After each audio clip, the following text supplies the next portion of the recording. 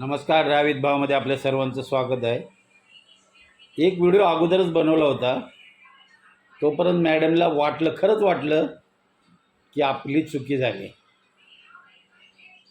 चला, स्वाभाविक आहे माणूस म्हणून त्यांना आपली चुकी कळाली सुद्धा. पहिला हा व्हिडिओ बघा तुम्ही.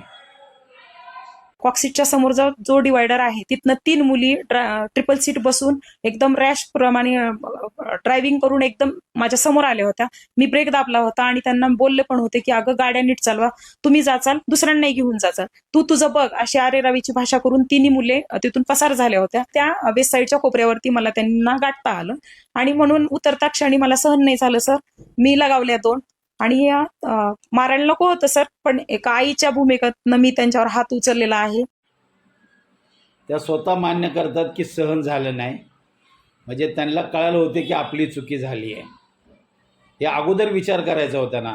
साधा सरळ हिसाब आहे. दंडात्मक कारवाई केली असती तर माफी नावाची गरज आली नसती. साधा सरळ हिसाब आहे ना. तुम्ही जर तिला मारलं नसतं तर हा व्हिडिओ काढताच आला नसता ना. म्हणजे माफी नामाचा व्हिडिओच तुम्हाला करताच आलं नसता.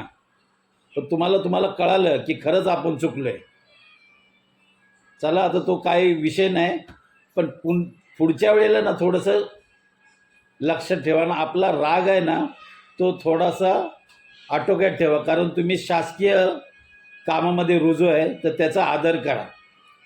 उगाच सूट कुणालाही मारण्याचा प्रयत्न करू नका. त्या मुलींसारखे दुसरं कोण तुमचा मार खाणार नाही. पण अशी चुकी पुन्हा कधी करू नका. तर हा व्हिडिओ कसा वाटला नक्की तुम्ही कमेंटमध्ये ना आपले विचार मांडा.